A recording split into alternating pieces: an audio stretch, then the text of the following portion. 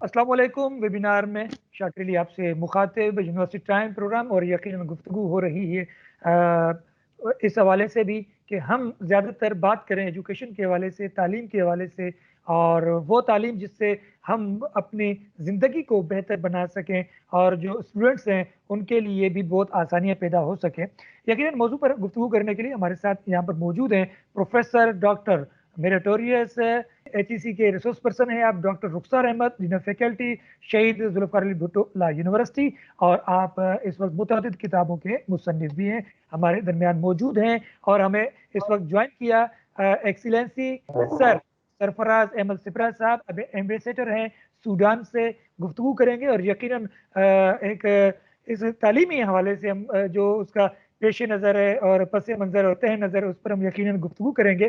Doctor साहब, पहले हम आपकी जानिब आएंगे तालीम के हवाले से कि आप ये हमें बताइए कि वो तालीम जिससे इंसान की ज़िंदगी बेहतर हो, तशख़्ख़ुस अच्छा हो, किरदार बेहतर हो, तो वो तालीम आपकी नज़र में क्या वो जो असलाफ़ हमारे जो आबा अजदाद पहले हासिल करके गए, क्या आज वही तालीम दी जा रही है या एडवांस तालीम दी जा रही है यूनिवर्सिटियों में?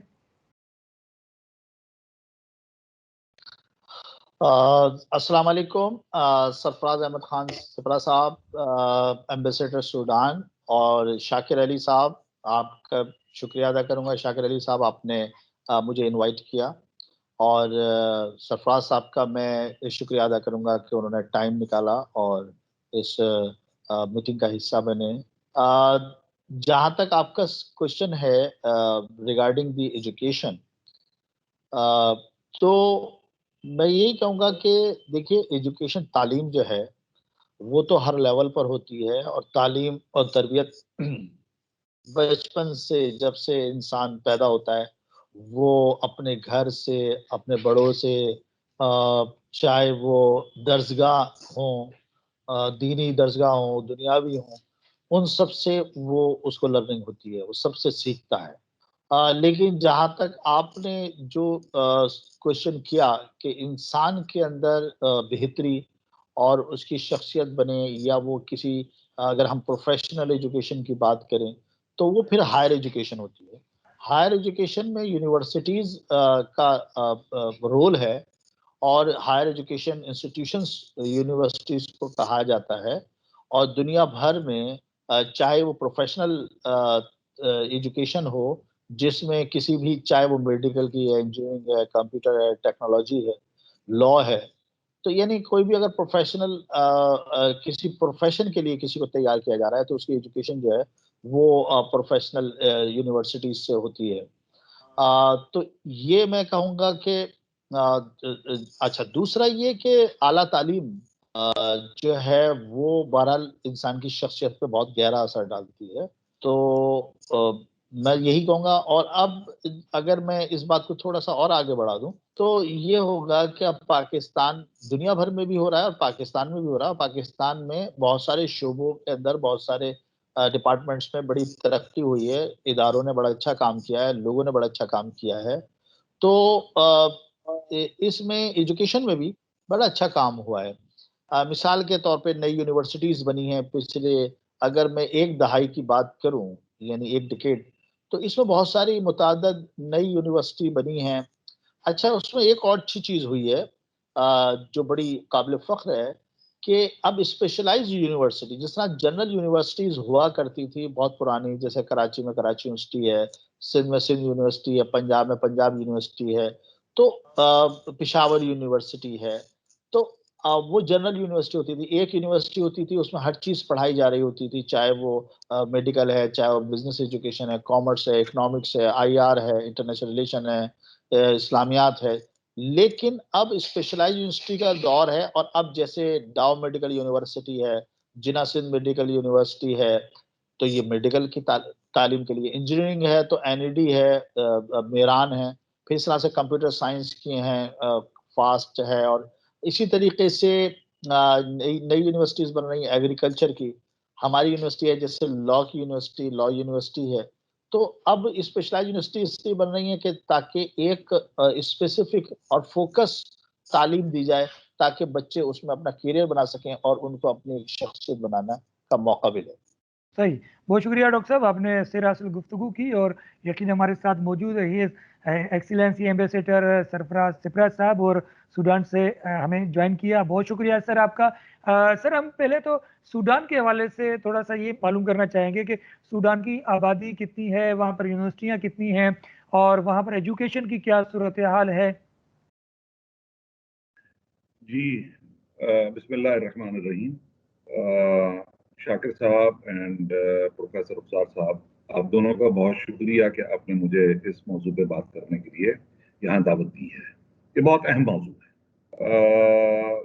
इतना अहम मौजू है कि इसके ऊपर मैं आज, बल्कि इस मीटिंग से पहले, यहाँ की जो minister for higher education and scientific research हैं, she is also a professor और आर्कियोलॉजी उनका जो है वो सब्जेक्ट है। अभी डॉक्टर साहब भी स्पेशलाइजेशन की बात कर रहे थे, तो उनसे मैं मिलकर आया और उनसे मैंने बड़ी डिटेल में और कॉम्प्रिहेंसिव डिस्कशन हुई है कि जी के पाकिस्तान और सूडान हायर एजुकेशन में और उसके अलावा जो स्पेशलाइज्ड एजुकेशन है, साइंटिफिक रिसर्च है, इसमें कैसे एक दूसरे के साथ ताउन कर सकते हैं। बड़ा अच्छा रहा मेरा और उनका जो आपस की हमारी गुफ्तगू थी, वो बहुत जबरदस्त रही। आपने कहा कि तकरीबन ये मुल्क जो है 44 मिलियन इनकी पॉपुलेशन है, बहुत बड़ा रकबा है, 1.8 मिलियन स्क्वायर किलोमीटर से ज्यादा इनका रकबा है। जैसे आप अभी प्रोफेसर साहब साहब बात कर रहे थे, डॉक्टर साहब, तो ये इस रीजन का, अगर मैं ये कहूँ कि अफ्रीका का जो रीजन में सूडान वाक़ है, ये हायर एजुकेशन का इन इटसेल्फ हब है। इनके पास इस वक्त तकरीबन 70 से ज्यादा हर तरह की यूनिवर्सिटियां और हायर एजुकेशन इंस्टीट्यूशन मौजूद है। तो उस हवाले से पाकिस्तान के लिए यहाँ के हायर एजुकेशन सिस्टम में अपने आप को इंटीग्रेट करना और यहाँ से इनके साथ कोऑपरेशन करने में न सिर्फ ये कि आप सूडानीज जो हैं, जो कि खुद भी मतलब 44 मिलियन से ज्यादा जिनकी अपनी आबादी है, उनके आसपास के जितने मुल्क हैं जिनमें अगर मैं आप मुझे इजाजत दें तो मैं नाम लूँ, तो उनमें इथियोपिया है, इरिट्रिया है, चैड है, सेंट्रल अफ्रीकन रिपब्लिक है, south Sudan, even Egypt, Libya, ये सारे ऐसे मुल्क हैं कि जिनको यहाँ पर जिनके स्टूडेंट्स पढ़ने के लिए आते हैं, सिर्फ अफ्रीका से नहीं बल्कि गल्फ कंट्रीज के स्टूडेंट्स भी यहाँ पढ़ने के लिए आते हैं। ये मैं एक थोड़ा सा मुख्तसर सा तारुफ आपको दिया है कि सूडान और सूडान के हायर एजुकेशन सिस्टम की अहमियत हमारे लिए और पाकिस्तान के हायर एजुकेशन सिस्टम की अहमियत सूडान के लिए क्या मानी रखती है और क्या दर्जा सही। अच्छा, एक एक अहम सवाल वो ये है कि वहाँ के जो इस वक्त यूनिवर्सिटियाँ हैं या पाकिस्तान की यूनिवर्सिटियाँ, इनके दरमियान पहले क्या कोलैबोरेशन वगैरह हो चुकी हैं, कोई एमओयू वगैरह साइन हुए हैं?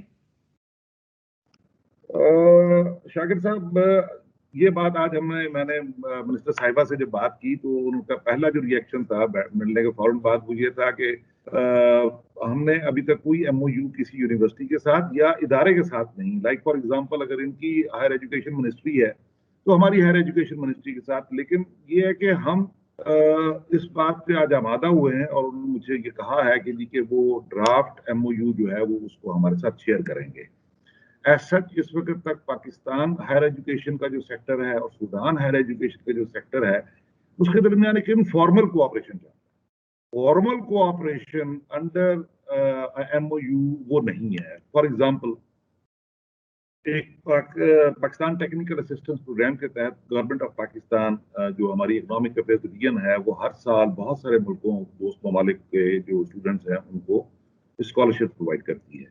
इन एडिशन टू दैट, आपको और डॉक्टर रुखसार साहब को ये जानकर खुशी होगी कि इन एडिशन टू दैट 700 से 800 सूडानी सेल्फ फाइनेंस बेसिस पे पाकिस्तान में तालीम हासिल कर रहे हैं और पाकिस्तान की और पाकिस्तान के हायर एजुकेशन सिस्टम की यहाँ बहुत इज्जत है। और हमारे लिए ये बड़ा एक अच्छा मौका है कि हम इस ताउन को मजीद गहराई भी दें और इसको वसअत भी दें।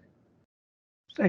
तो अच्छा डॉक्टर, ये भी तो एक है कि वहाँ के जो बच्चे हैं पाकिस्तान में कितना पढ़ने आ रहे हैं या पाकिस्तान के बच्चे वहाँ कितने पढ़ने गए, इस तरह से हवाले से कुछ जानकारी हमें दें। हाँ जी, मैं वही गुजारिश कर रहा था। शायद मेरी आवाज ठीक आ रही है आप लोगों को? जी जी, हम सुन रहे हैं जी। जी, मैं यही गुजारिश कर रहा था कि इस वक्त हर साल वहाँ तकरीबन 700 से 800 के दरमियान सूडानी स्टूडेंट्स आते हैं ये वो स्टूडेंट्स हैं जो सेल्फ फाइनेंस बेसिस पे पाकिस्तानी यूनिवर्सिटीज से और जो दूसरे हमारे हायर एजुकेशन इंस्टीट्यूशंस हैं, जैसे for example medical, engineering, general education, इन सब के लिए वहां पर मौजूद हैं। तो स्कोप बहुत ज्यादा है, सिर्फ इसको थोड़ा सा हमें फॉर्मलाइज करने की जरूरत है। और इस सिलसिले में आप लोगों की ये जो काबिश है, मैं इसकी बड़ी तारीफ करता हूँ कि आप लोग खुद फोन करके हमें और जो दूसरे हमारे सफीर हैं उनसे आप बातचीत करने की कोशिश कर रहे हैं। और मुझे यकीन है कि ये एक अच्छा जरिया साबित होगा कि हमारी बात पाकिस्तान में जो है यूनिवर्सिटीज हैं और उनके जो वाइस चांसलर्स हैं और हायर एजुकेशन के इदारे हैं, उन तक आपके जरिए हमारी आवाज पहुंचेगी। और आपके जरिए जो वहाँ के इदारे हैं और वहाँ के जो जो जो इंस्टीट्यूशंस हैं और जो अथॉरिटीज हैं, उनकी सोच समझ या वो क्या इरादे रखते हैं वो हम तक पहुंच जाएगी। तो इसके लिए मैं आप लोगों को मशवरा। डॉक्टर साहब क्या कहेंगे आप? हमारे एक्सीलेंसी एम्बेसडर साहब ने तो बड़ी खूबसूरत बात की और तफसीलन गुफ्तगू की है। जी डॉक्टर साहब। पहले बात तो बहुत शुक्रिया कि जो बात अभी सरफराज साहब ने की है बिल्कुल सही है कि और मैं इसको अप्रिशिएट भी करूंगा क्योंकि इन्होंने हमारी अप्रिसिएशन की है कि जो हम लोग काम कर रहे हैं। असल में बात ये है कि जो मैं अक्सर कहता हूं कि जो हमारे सफारतकार हैं, जो मुल्क से बाहर रहकर मुल्क के लिए खिदमत कर रहे हैं, मुल्क का काम कर रहे हैं, मुल्क की इमेज बिल्डिंग हो या मुल्क की इकोनॉमिक वॉर हो या मुल्क के लिए ट्रेड हो, बिजनेस हो, ये जो हमारे सफीर हैं ये कई महाज पर लड़ रहे होते हैं मुल्क से बाहर रहकर। तो उसमें एजुकेशन भी है, हायर एजुकेशन। और ये बात बिल्कुल सही फरमाई सरफराज साहब ने कि मुझे ये तो पता था कि सूडानी स्टूडेंट्स पाकिस्तान में आते हैं, कराची यूनिवर्सिटी में मैंने खुद देखा है, लेकिन मुझे तादाद के बारे में एक अंदाजा नहीं था। लेकिन ये जो मुझे बताया कि 700-800 स्टूडेंट्स यहाँ पढ़ रहे हैं सूडान के, तो यस ऑफ कोर्स मुझे ये तो पता है कि सूडान के स्टूडेंट्स कराची यूनिवर्सिटी में भी पढ़ रहे हैं। तो और ये भी एक अपॉर्चुनिटी हो सकती है पाकिस्तान के स्टूडेंट्स के लिए कि वो वहाँ जाएं और वो जाकर वो भी उनकी यूनिवर्सिटी से फायदा उठाएं।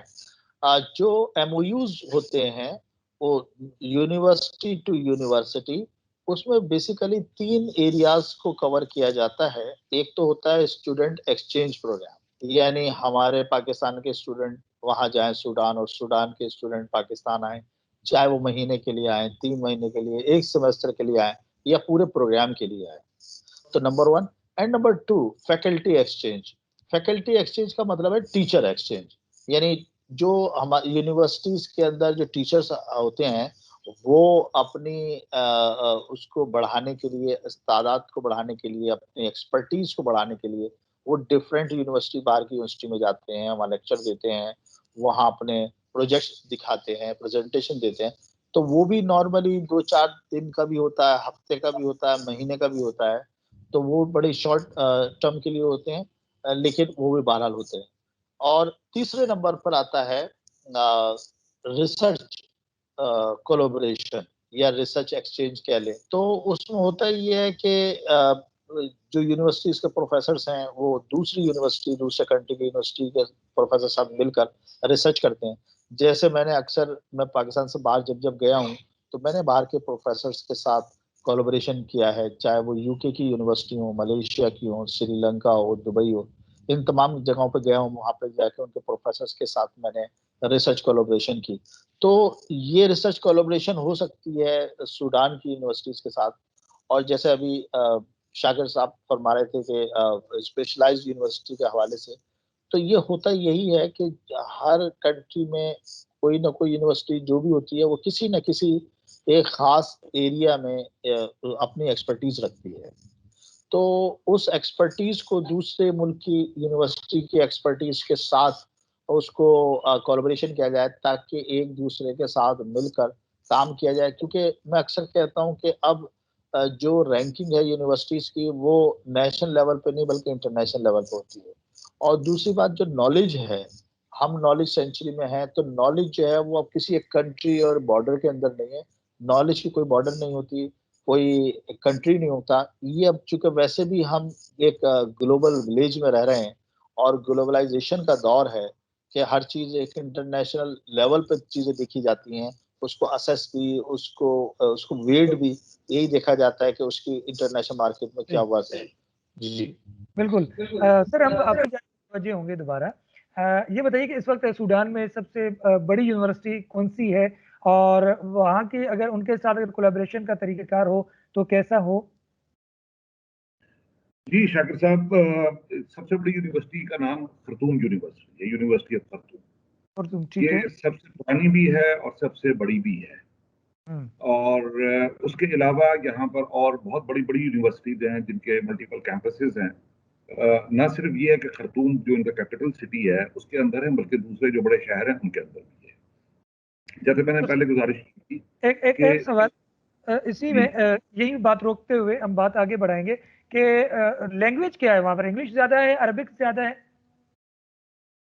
देखिए, बुनियादी तौर पर ये अरबिक स्पीकिंग कंट्री है, तो इसलिए इनका जो करिकुलम है मोस्टली वो अरबिक में है। लेकिन जो हायर एजुकेशन जिसकी अभी डॉक्टर उपसार साहब भी बात कर रहे थे, उसके लिए यहाँ पर आपको medium of instruction mostly English होता है। For example engineers, doctors, lawyers. Lawyers की बहुत रिस्पेक्ट है इस मुल्क के अंदर, और सूडानी लॉयर्स की इंटरनेशनली भी बहुत रिस्पेक्ट है। तो लॉ के अंदर अब आपका, चूंकि डॉक्टर साहब भी लॉ से ताल्लुक रखते हैं, आप तो भी लॉ का मतलब ये है कि फैकल्टी बहुत बड़ी आपकी प्रोमिनेंट सबसे फैकल्टी है। तो आई टेल यू के लीगल जो प्रोफेशन है उसमें सूडानीज की एक स्पेशल स्ट्रेंथ, उसकी कुछ हमारी कॉमनैलिटीज हैं। ये कॉमनवेल्थ का उस तरह से हिस्सा नहीं है जिस तरह से हम हैं, लेकिन यहाँ पर एक आप कह लें कि जी ब्रिटिश इजिप्शियन कंडोमिनियम जो है ना, ये जॉइंट रूल रहा है। इसलिए इनकी रूट्स के अंदर जो ब्रिटिश कॉमन लॉ है और जो ब्रिटिश लीगल जो ट्रेडिशंस हैं या जो उनकी जो एजुकेशन है, तो वो यहाँ काफी ज्यादा उसकी अहमियत है और ये उसको पढ़ते हैं। तो हमारे लिए आसान है इनके साथ काम करना बनस्बत दूसरे मुल्कों के। बाकी डॉक्टर उपसार साहब ने बात की कि नॉलेज का तो कोई बॉर्डर्स नहीं होते, और बिल्कुल ऐसी बात है। जो मुल्क चाहे तो नॉलेज क्रिएट भी कर सकता है, स्प्रेड भी कर सकता है। मैं आपको बताऊं कि जब स्टूडेंट्स आपके पास आते हैं, चाहे एक्सचेंज के थ्रू आए, चाहे स्कॉलरशिप के थ्रू आए, चाहे सेल्फ फाइनेंस के बेसिस थ्रू आए, they become permanent ambassador, goodwill ambassador. इस वक्त यहाँ पर एक तंजीम है जिसका नाम है पाकिस्तान सूडान फ्रेंडशिप एसोसिएशन। उनको 350-400 मेंबर हैं। असूलन उसके हजारों में होने चाहिए, बिकॉज पाकिस्तान से हजारों स्टूडेंट्स पढ़कर आए हुए हैं। तो वो एक आपके लिए एक जो है ना गुडविल एम्बेसडर भी होते हैं, और फिर they want to work with Pakistan. तो मेरा ये ख्याल है कि यहाँ पर जो अपॉर्चुनिटी है दैट इज वास्ट, और we need to actually grab on this opportunity for the mutual benefit of both Pakistan and Sudan. और मैं इस सिलसिले में थोड़ी सी मेरी काविश जो है वो श्रीलंका में रही है, और मैं बड़ा खुदा का शुक्र अदा करता हूँ। उसके नतीजे में एक हमने इस्टेब्लिश किया था पाकिस्तान श्रीलंका नॉलेज कॉरिडोर। तो वो उस जमाने में शुरू हुआ 2016 में, और 2017-18 में जो है ना वो मैच्योर होके अब it is in the implementation stage. तो एमओयू जब साइन होंगे तो डॉक्टर साहब ने जो जिन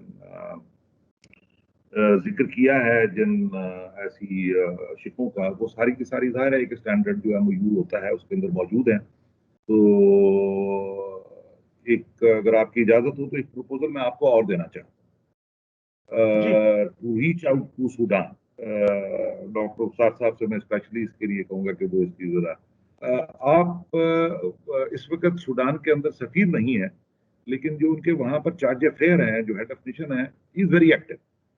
ठीक है। तो आप उनसे भी एक वेबिनार कर लीजिए, और उस वेबिनार में आप अपनी जो प्रपोजल्स हैं वो जरूर डिस्कस करें, और उनको आप इनवाइट भी करें, तो आप अपनी यूनिवर्सिटी के लिए दौरा करने की भी दावत दें। Seeing is believing. बल्कि हम डॉक्टर साहब से डॉक्टर साहब आप क्या कहेंगे यहाँ पर, क्योंकि बिल्कुल अब तो दावत आ चुकी है और गुफ्तगू का सिलसिला जारी व सारी है। हमारे एक्सीलेंसी साहब ने बहुत खूबसूरत बात की है। जी डॉक्टर साहब। बिल्कुल सही है। बहुत अच्छा सरफराज साहब ने मशवरा दिया है, और अच्छी एडवाइस है कि हम बुलाएं उनको और उनके साथ भी वेबिनार करें, और इसी तरीके से चीज़ें आगे बढ़ेंगी, डेवलप होंगी। और अगर सूडान के साथ अगर हम कोई ऐसा कोई रिलेशनशिप जो है, कोऑपरेटिव रिलेशनशिप जिसमें एजुकेशन के हवाले से बात करेंगे, तो हम हर लेवल पर या हर जगह पर जहाँ जहाँ हमें इसका लगेगा कि भाई हमें इसका फायदा हो सकता है, तो हम बात करेंगे। और यकीनन इसमें एक अच्छा, हमारे जहन में ये बात नहीं थी जो सरफराज साहब ने मशवरा दिया है, तो इसको हम अब देखेंगे और अब वेबिनार यकीनन करेंगे, उनसे भी उनकी राय लेंगे, उनको भी ऑन बोर्ड लेंगे कि किस तरीके से, जी, किस तरीके से जो है ना वो हमारी आपकी जरा मुतवज्जो फिर होंगे कि बहुत सारे आइडियाज आपके पास हैं, बहुत सारे आपके पास ख्यालात होंगे, क्योंकि आप मुख्तलिफ ममालिक से होकर अब सूडान में मौजूद हैं। कोई ऐसा आइडिया जिससे आप समझते हो कि ज़्यादा से ज़्यादा यानी कि फैकल्टी एक्सचेंज हो या टीचर्स एक्सचेंज हो या बच्चे आए जाए, सब चीज़ें, कोई ऐसा मशवरा? जी, उसका तो सबसे पहला तो यही है कि जो आज हम गुफ्तगू कर रहे हैं, इस गुफ्तगू को आगे बढ़ाते हुए जब मैं मिनिस्टर साहब से दोबारा अगर मेरी मुलाकात होती है, ये जो वाइस चांसलर्स हैं, अगर मेरी कोशिश होगी कि मैं उनसे भी जाके मिलूं, खासतौर पर खरतूम यूनिवर्सिटी और दूसरी बड़ी यूनिवर्सिटी जो हैं, अगर उनसे मैं जाके मिलूं तो यकीनी तौर पर हम कुछ आइडियाज वहां से देंगे। कुछ प्रीवियस एक्सपीरियंस से भी हम गैदर कर सकते हैं। डॉक्टर रुखसार अहमद साहब जो हैं, ये भी माशाल्लाह बड़े वेल ट्रेवल्ड हैं और इन्होंने भी बहुत सारे और जगहों पे भी काम किया है। तो एक एक्सचेंज ऑफ आइडियाज तो है हमारी। इसको अब हमने शेप अप करना है, और शेप अप करने के लिए एक मेरी आप लोगों से दरखास्त ये है कि आप अगर हमें कोई, आपकी यूनिवर्सिटी ही हमें एक ड्राफ्ट एमओयू भेज दे, और इसकी जो फैकल्टी है जो खासतौर पर लॉ वाले हैं खरतूम यूनिवर्सिटी, तो मैं उनसे बात कर सकता हूँ। तो this can be the first drop of the rain. तो ये इसको पहली दफा आप होगा लोग ऐसे इसका। करते हैं। डॉक्टर साहब, अभी अभी इसका फौरन जवाब दें, क्योंकि सर ने अभी बोल दिया है। जी डॉक्टर साहब। जी, बिल्कुल, जैसे बिल्कुल सही फरमाया कि ये वो कहते हैं बारिश का पहला कतरा बिल्कुल साबित होगा, और ये हमारी और इसी तरह से इंशाल्लाह चीज़ें आगे बढ़ेंगी। हम ये करेंगे कि जैसे हमने कई कंट्री का प्रोग्राम बनाया कि हम वहाँ जाएँ, विज़िट करें। अच्छा, अभी हमने एक हम इस पे रिसर्च कर रहे थे और डिस्कस कर रहे थे, तो बहुत सारे कंट्रीज़ ऐसे हैं कि जहाँ पर लैंग्वेज का इश्यू आता है, वहाँ पर वहाँ की लोकल लैंग्वेज चलती है, इंग्लिश नहीं चलती। हमारे पाकिस्तान में हमारी जैसे ज़बान जो है, नेशनल लैंग्वेज उर्दू है, लेकिन हमारी जो सेकेंडरी है, वो इंग्लिश है, और हमारे यूनिवर्सिटीज़, कॉलेजेस, स्कूल में इंग्लिश एक ज़रिया तालीम है, उर्दू के साथ-साथ। तो इसी तरीके से हमें कॉमनवेल्थ कंट्रीज़ को जो है ना वो देखना होगा कि जहाँ पर वहाँ की लोकल लैंग्वेज जो भी है, जो भी उनकी नेशनल लैंग्वेज है, साथ-साथ इंग्लिश की लैंग्वेज हो, ताकि हमें हमारे स्टूडेंट एक्सचेंज, फैकल्टी एक्सचेंज या रिसर्च एक्सचेंज करने में हमें एक-दूसरे की हम मदद कर सकें। क्योंकि अगर वो भी इंग्लिश में काम कर रहे हैं, हम भी इंग्लिश में कर रहे हैं, तो ज़्यादा आसान होगा कंपैरेटिवली ये कि हम उनकी ज़बान सीखें, वो हमारी लैंग्वेज सीखें। जैसे बहुत सारे कंट्रीज़ हैं कि वहाँ पर, अब जैसे तुर्की है, तुर्की का मसला ये है कि वहाँ सिर्फ़ टर्किश ही ज़बान है। इवन वहाँ जो ज़रिया तालीम है, मीडियम ऑफ इंस्ट्रक्शन है, वो भी टर्किश है। बहुत सारी जगहों पे डच ज़बान है, बहुत सी जगहों पे फ्रेंच है। तो अगर हम इधर चाइना में देखें, तो चाइना हमारा पड़ोसी मुल्क है, दोस्त मुल्क भी है, लेकिन उसके बावजूद हमें वहाँ पर इंग्लिश मीडियम ऑफ इंस्ट्रक्शन की यूनिवर्सिटीज़ कम-कम नज़र आती हैं, क्योंकि चाइना में भी जो ज़रिया तालीम उनकी अपनी चाइनीज़ ज़बान में दिया जाता है। तो हमारे लिए बहुत आसान होगा कि हम उन ममालिक के साथ बात करें, उनको विज़िट भी करें कि जहाँ पर तालीम जो है वो इंग्लिश में हो। मुझे नहीं मालूम कि सूडान में जैसे, वैसे तो सफ़ा साहब की बात से मैं जो समझा हूँ, जो शुरू में उन्होंने बड़ी तफ़सीली गुफ्तगू की थी सूडान के बारे में, कि वहाँ जो लैंग्वेज है वो शायद अरबी है और इंग्लिश भी यूनिवर्सिटीज़ में चलती है। तो अगर उनका भी सिस्टम इसी तरह है जैसे पाकिस्तान में उर्दू है और फिर उसके बाद इंग्लिश है, बल्कि अगर देखा जाए तो तकरीबन अगर हम ऑफिशियल और एजुकेशन पॉइंट ऑफ व्यू से देखें, तो इंग्लिश ज़्यादा मेजोरिटी में है कंपैरेटिवली उर्दू से, या दूसरी जो इलाकाई ज़बानें हैं। तो मुझे नहीं मालूम कि सूडान में, अगर सूडान में इसी तरह है जिस तरह से मैं समझ रहा हूँ, क्योंकि मैं सूडान कभी नहीं गया हूँ और मुझे सूडान के बारे में सर से जवाब ले लेते हैं। जी सर, यहाँ का जिस तरह डॉक्टर साहब ने कहा कि वहाँ पर जो ज्यादातर कौन सी लैंग्वेज है, आपने बल्कि बता भी दिया। डॉक्टर साहब को मैं चाहूंगा इसका जवाब दें आप। जी बड़ा अच्छा सवाल है। तकरीबन वही सीन है जो पाकिस्तान का है, not very different. I mean कि हायर एजुकेशन यहाँ पर आपकी कंप्लीट नहीं होती जब तक आप इंग्लिश लैंग्वेज पे कमांड हासिल नहीं करते।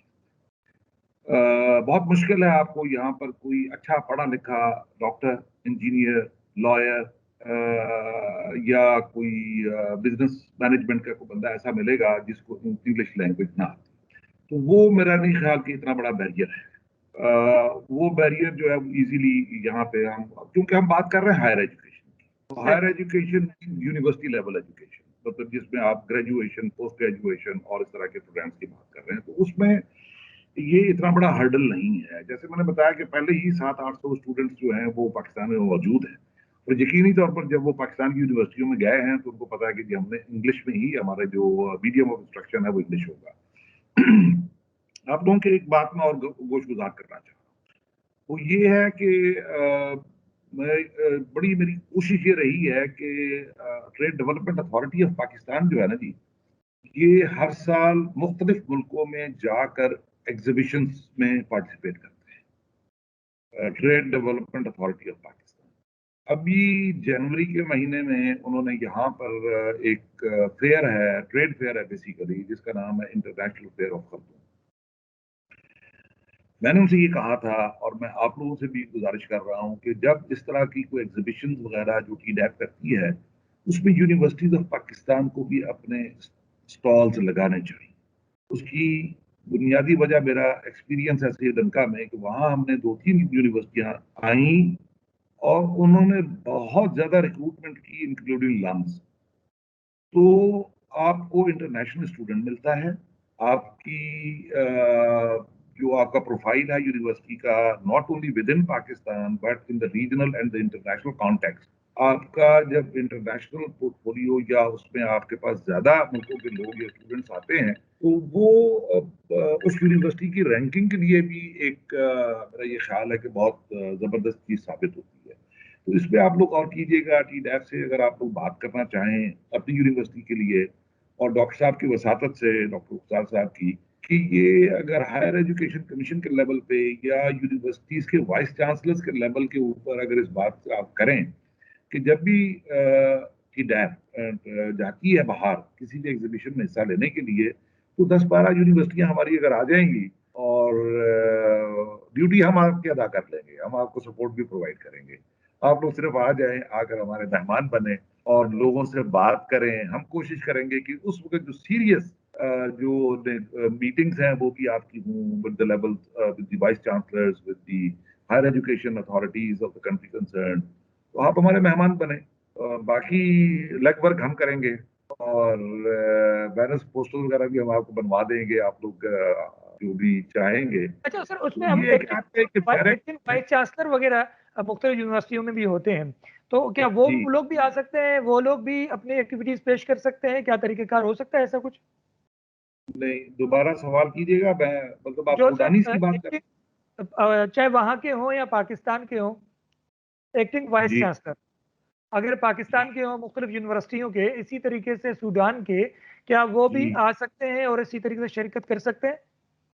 एग्जीबिशन की बात कर रहे हैं आप? जी, एग्जीबिशंस की, सेमिनार्स की।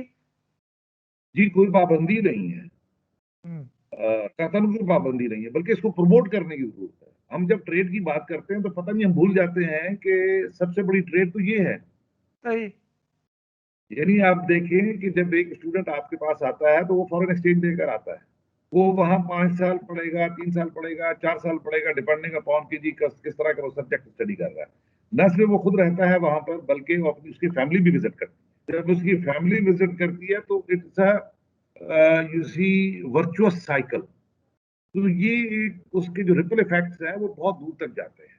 तो मुझसे बेहतर डॉक्टर रुखसार साहब इस बात को समझते हैं, being an educationist and being a university professor, कि ये इसके जो फॉल आउट, जो पॉजिटिव फॉल आउट है इन चीजों का बहुत ज्यादा होता है। एक दफा किसी ने माल खरीद लिया आपसे ना, लाइक चले हम कहते हैं ट्रैक्टर्स पाकिस्तान से ले, ठीक है, ओनली 1% जिसने ट्रैक्टर खरीदा उसको क्या पता कहां से आया है, वो क्या इम्पैक्ट उस पर पाकिस्तान का पड़ेगा। लेकिन once you get your students out, तो ये लाइफ लॉन्ग आपके गुडविल एम्बेसडर्स हैं और आपके बायर्स भी हैं, और उसके बाद वो आपको और भी भेजते हैं।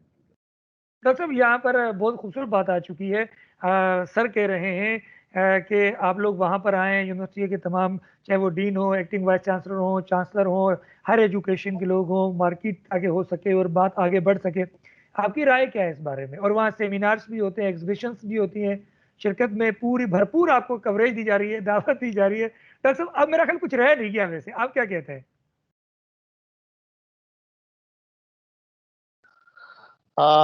मैं सिर्फ ये कहूंगा कि बड़ी अच्छी बात की थी सरफराज साहब ने, उसी की बात को मैं थोड़ा सा आगे बढ़ाऊंगा कि मुझे अच्छी तरह याद है कि जब 2013 में 2013 से 2015 तक मैं सिंध मदरसतुल इस्लाम में जो कायद आज़म मोहम्मद अली जिन्ना का जो मादर इल्मी है, वो पहले स्कूल था, कॉलेज, फिर यूनिवर्सिटी, तो वो उसमें मैं फाउंडिंग डीन रहा हूँ, faculty of management sciences, commerce and business administration का। वो फैकल्टी मैंने ही बनाई थी, तो मैं वहाँ का फाउंडिंग डीन भी हूँ। फिर वहाँ वाइस चांसलर साहब के एब्सेंस में मैं एक्टिंग वाइस चांसलर था, और काफ़ी अरसे 2 टेन्योर में वहाँ पे एक्टिंग वाइस चांसलर भी रहा हूँ, मुख्तसर से वक्त के लिए।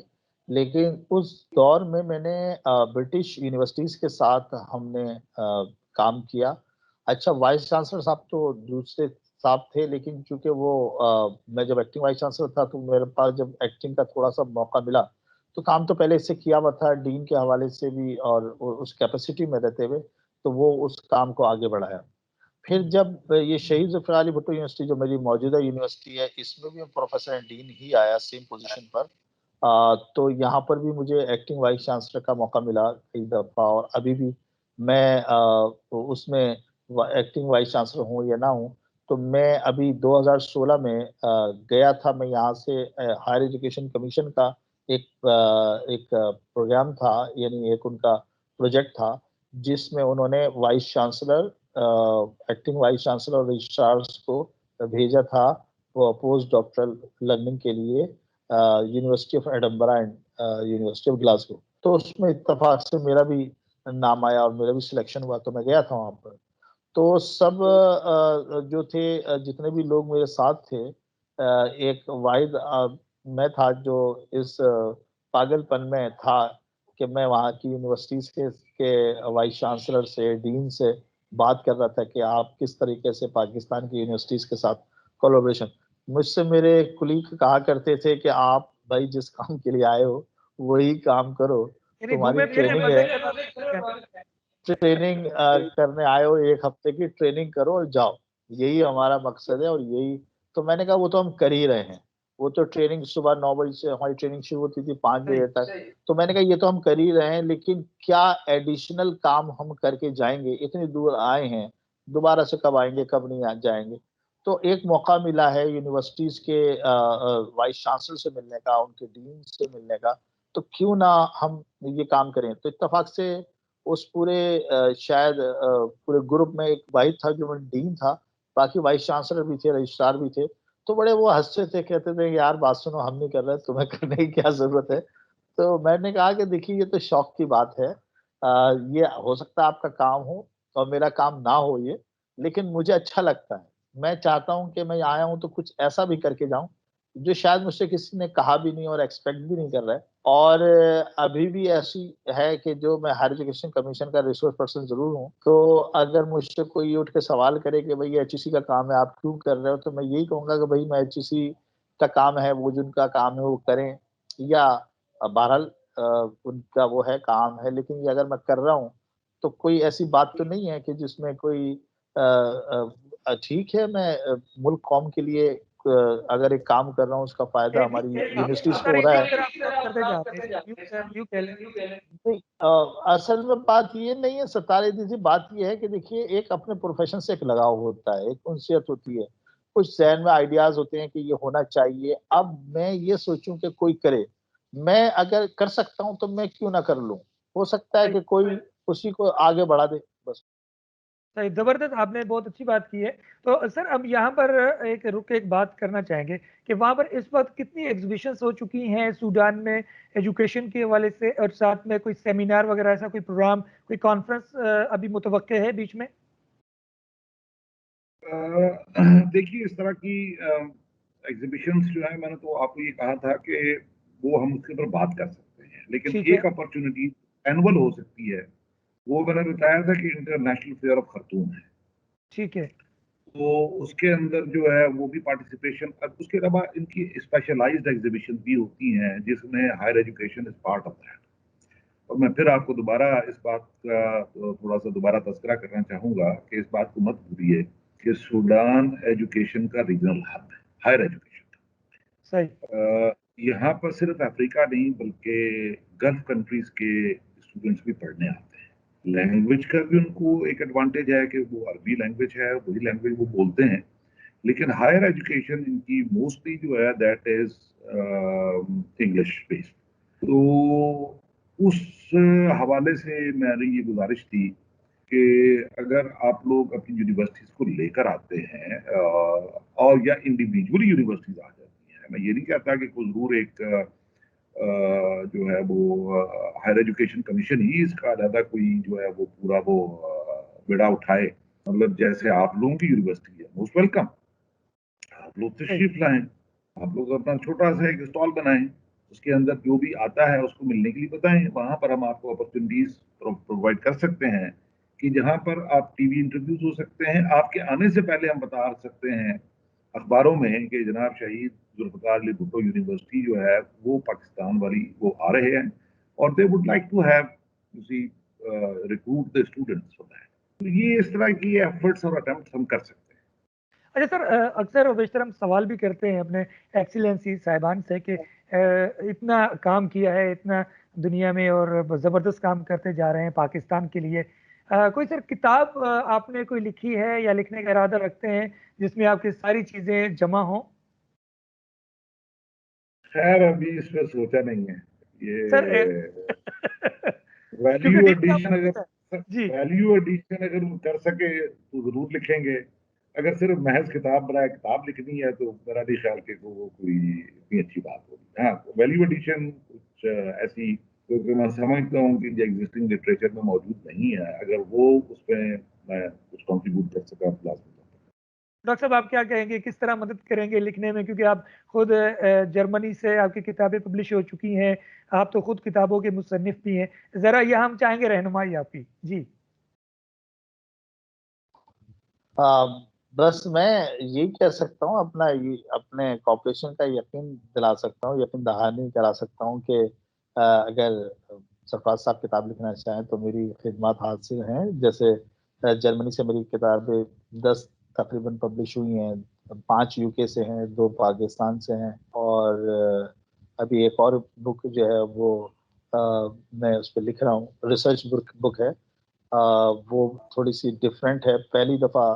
जैसे अभी सरफराज साहब ने बड़ी अच्छी बात की कि सिर्फ किताब लिखने से, गिनती गिनाने से ये जी एक मजीद किताब आ गई, उसका कोई फायदा नहीं है जब तक कि वो कोई वैल्यू एडेड काम ना करे, वैल्यू एडिशन ना हो। तो वो एक किताब है, वो जो मेरी अभी आने वाली है जिसमें मैं लिख रहा हूँ, वो है इस्लामिक फाइनेंस एंड लॉ।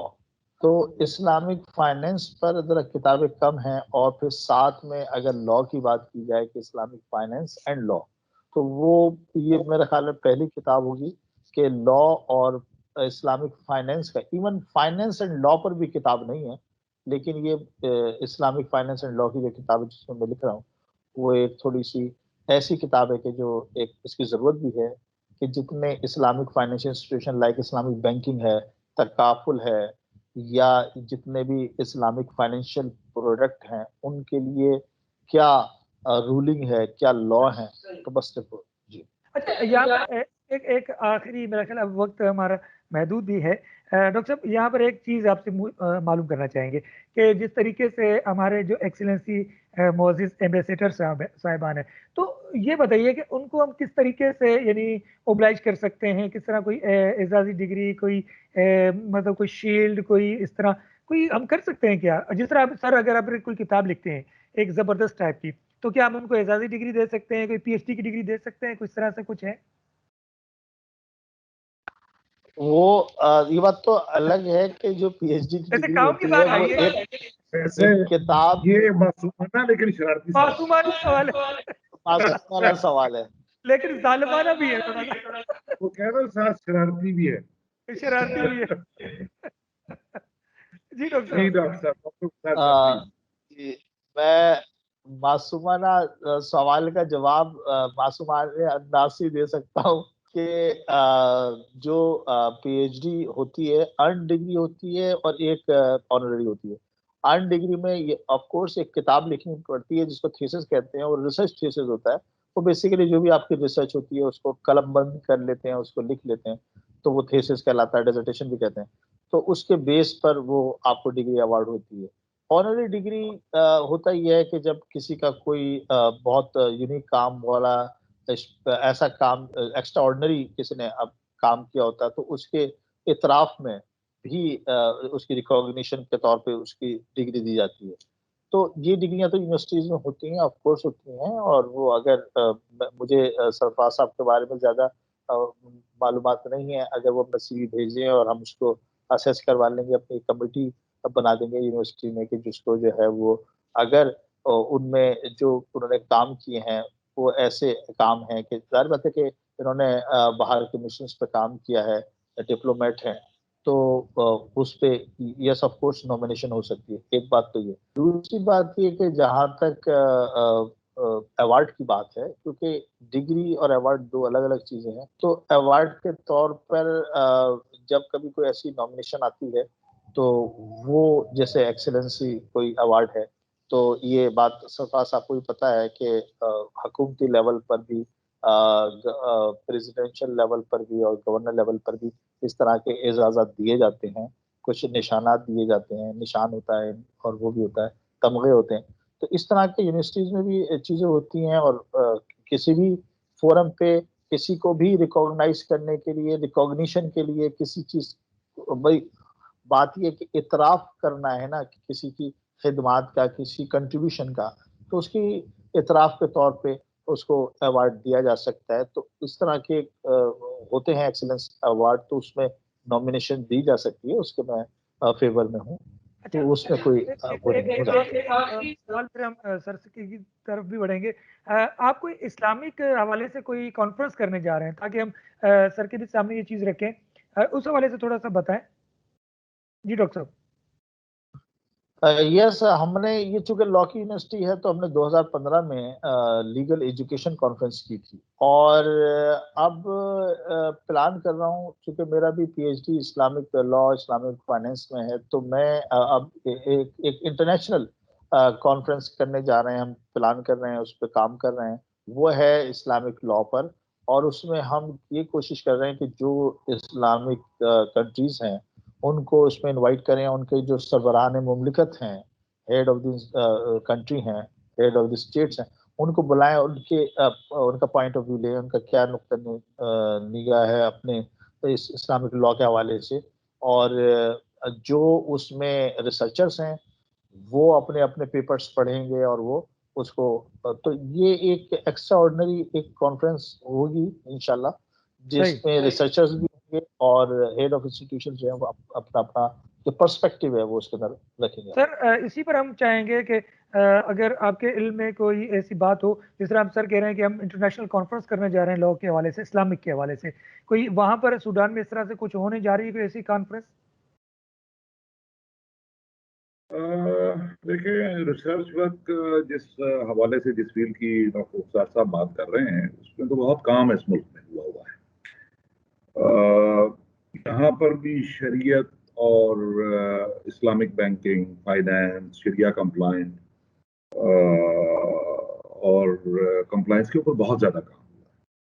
खासतौर पर पिछले 30-35 सालों में। अब मैंने मेरी नज़र से मेरी नज़र से नहीं गुजरा कोई काम इस तरह का, क्योंकि वो मेरा एरिया ऑफ फोकस भी नहीं है। लेकिन मैं कॉन्फ्रेंसेस वगैरह ये लोग करते रहते हैं। अगर मेरे इल्म में कोई कॉन्फ्रेंस आएगी जिसमें कि डॉक्टर साहब का खास तौर पर इंटरेस्ट हो तो यकीनी तौर पर मैं उसके बारे में आगाह करूंगा। लेकिन इस मुल्क में इनके ऊपर बहुत काम हुआ है, बहुत ज्यादा काम हुआ इस मुल्क के अंदर। सर कोई आइडिया, कोई मशवरा, आखिर में कोई पैगाम देना चाहें? ये सवाल मुझसे है आपका? जी सर। शाकिर साहब जी सर, आपसे। बस आइडियाज तो मैंने आपको सारे दे दिए हैं। पैगाम सिर्फ यही है कि let's join hand, work together for promotion of relation between Pakistan and Sudan, and for promotion, particularly for promotion of soft image of Pakistan, जिसकी बहुत ज्यादा जरूरत है। पाकिस्तान के अंदर बहुत कुछ है, अल्लाह ताला ने हमें बड़ा कुछ दिया हुआ है। अभी आप हायर एजुकेशन सेक्टर देखें, कितने मुल्कों का है जो कि हायर एजुकेशन सेक्टर इतना वेल एस्टैब्लिश्ड और इतना अच्छा हो जितना पाकिस्तान का है, लेकिन दुनिया को नहीं पता। हमारा टूरिज्म है, दुनिया को नहीं पता। हमारे मुल्क की और बहुत सारी खूबियां हैं, इतने अच्छे अच्छे शानदार किस्म की वहाँ चीजें मौजूद हैं, लेकिन दुनिया को नहीं पता। तो ये दुनिया को बताने की जरूरत है। तो हम भी एफर्ट कर रहे हैं, आप लोग भी एफर्ट करें। ये इंशाल्लाह सारे हम जब मिलकर ये काम करेंगे, ये ख्याल है कि पाकिस्तान का हम नाम पूरी दुनिया को एक अच्छे अंदाज में बता सकेंगे और पाकिस्तान को एक आलिशान मुल्क के तौर पर हम उभारना चाहें। बहुत शुक्रिया। डॉक्टर साहब आखिर में कुछ कहना चाहेंगे? बस मैं तो यही कहूंगा कि मिलकर काम करें, वही बात जो सरफराज साहब ने की है, मिलकर काम करें इस मुल्क के लिए, इसके मुल्क की खुशहाली के लिए। और बस थैंक यू। बहुत शुक्रिया आपने सर, बहुत शुक्रिया सर। सरफराज अहमद सिफराज साहब, एम्बेसडर हैं आप सूडान में पाकिस्तान की तरफ से। बहुत खूबसूरत बातें की आपने, मुफीद मालूमात, रहनुमाई, सिरात मुस्तकीम बताया, अनाम तालीम पर हमने किस तरह चलना है, गैरुल मगदूब अलैहिम वलद्दालिन से किस तरह अपने आप को बचाना है। और डॉक्टर साहब आपने भी मुफीद मालूमात दी हमें, हमारी रहनुमाई की, दोनों मुअज़्ज़िज़ीन के। बिल्कुल इसी बात को सामने रखते हुए जैसे डॉक्टर रुखसार अहमद साहब ने बताई कि, और जिस तरह सर ने बताया कि हम लोग अगर मिलकर काम करेंगे तो यकीनन कामरान होंगे। शाकिर अली को वेबिनार से दीजिए इजाजत। फ़ी अमान अल्लाह। अस्सलाम वालेकुम।